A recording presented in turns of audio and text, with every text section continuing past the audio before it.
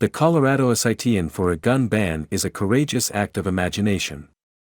On the first day of school vacation in Denver next month, thousands of white women plan to sit on the lawn of Colorado's state capitol to demand protection for the mental and physical health of America's children.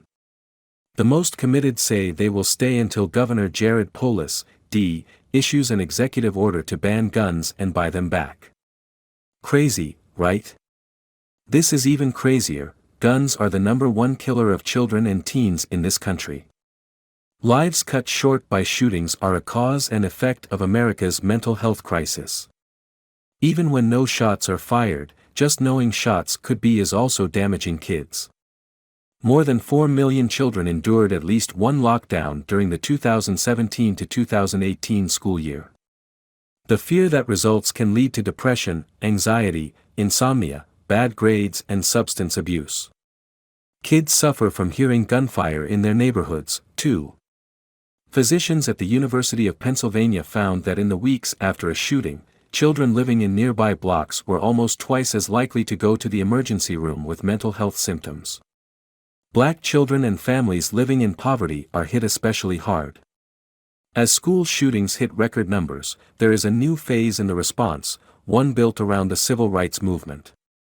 Called Here for the Kids, the strategy was devised by women who are Black, Indigenous, and people of color, groups that endure the most violence and repression.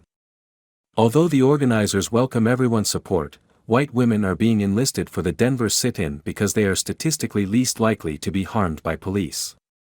Author and activist Saira Rao, who lost a 2018 Democratic primary run for Congress in Colorado, says she and anti-racism advocate Tina Strawn started Here for the Kids after the Nashville school shooting in March.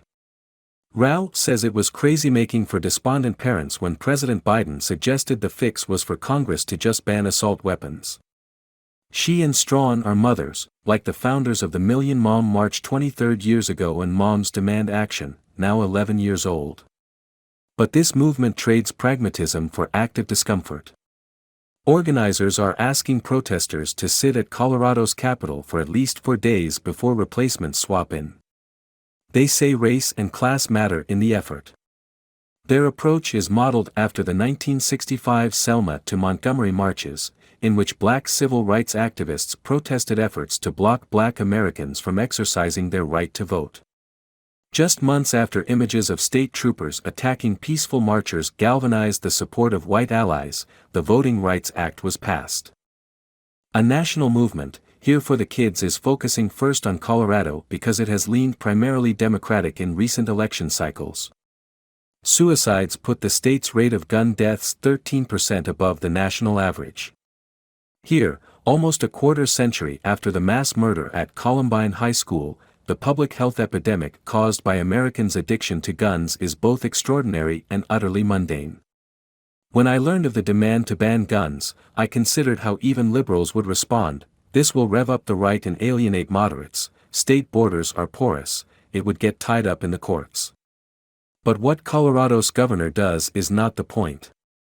The power of this action is in Americans uniting to question why living with mass murder is sane while a ban on guns would be crazy. It also offers hope for collective healing in a traumatized nation. Trauma, caused by a mass shooting or losing someone to suicide or homicide, shatters people's sense of control, which can be devastating to mental health. In recovery, if they can't control their environment, it can help to control their reaction to that environment, says Iranda Jayawikreem, a leading researcher on post-traumatic growth at Wake Forest University. For some, making meaning from a senseless act can be a way to do that. But it's hard for people to weather systemic violence in isolation.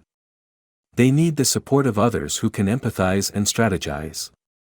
In a country where 1 in 5 people say a family member of theirs was killed by a gun, Here for the Kids offers a communal way to recognize the fragility of life and do something to protect it.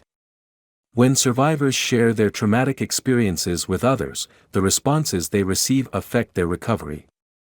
Thema Bryant, president of the American Psychological Association, explained it to me this way: if a child reports that she has been abused and the adult responds, "This should never have happened. I'm going to protect you," then the child will probably fare better than if the adult replies, "You're being sensitive." I'm taking you back there tomorrow. I'm taking you back there tomorrow is how America responds to gun violence. It sends kids to school to practice lockdown drills. It does little to fix the structures that made black children 100 times more likely to be shot than white children during much of 2020 and 2021. It fails to address the cultural factors, including mass murder, that contribute to nearly 1 in 3 high school girls seriously considering suicide. Still, when I first talked to Rao, I told her a ban on guns was hard to imagine. She said bans on Black history books and abortion and Muslims were once hard to imagine. We haven't lost our minds. We've lost our imaginations, Rao told me. Americans have a choice: envision joy and safety for children or limit our demands to what's comfortable for adults. On June 5, I'll be in Denver to witness this courageous act of imagination. The country's mental health depends on it.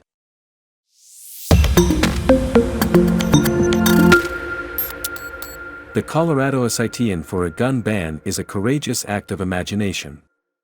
On the first day of school vacation in Denver next month, thousands of white women plan to sit on the lawn of Colorado's state capitol to demand protection for the mental and physical health of America's children. The most committed say they will stay until Governor Jared Polis, D., issues an executive order to ban guns and buy them back. Crazy, right? George Santos resign. That's the last thing he should do. Yes, thank you. I, Kevin, your Speaker of the House, will gladly take questions on any subject. Any subject at all. Go ahead. Oh, George Santos has been indicted? And has confessed to a crime in Brazil? I hadn't heard. I'm sorry, much on my mind lately. Trying to make the nation default. Default, as they say, is in our stars. Just a little budget humor for you. That George has been indicted means nothing. The prosecutor seems to think he committed some crimes, okay, more than a dozen, but George says he did not. Well, who am I going to believe, a prosecutor, or the man who invented the sun? There's a resolution to expel him from Congress. And we're going to have to vote on it. But, he's our special guy. Integrity is his first name. I just can't imagine voting to expel the Guinness record holder for most times landed on the moon. I can't imagine expelling anyone with an R after his name, even if it is preceded by the letters LIA. I just don't see it. No, people are just jealous that George wrote War and Peace. I bet they saw this Rhodes Scholar, the creator of the Walt Disney Company, the very George for whom Georgia is named, getting elected to Congress, and felt as though they had never accomplished anything in their own lives. People see the man who won every Super Bowl while also healing scrofula with his touch, and they cavil and quibble. It's human nature. I forgive them. George also forgives them.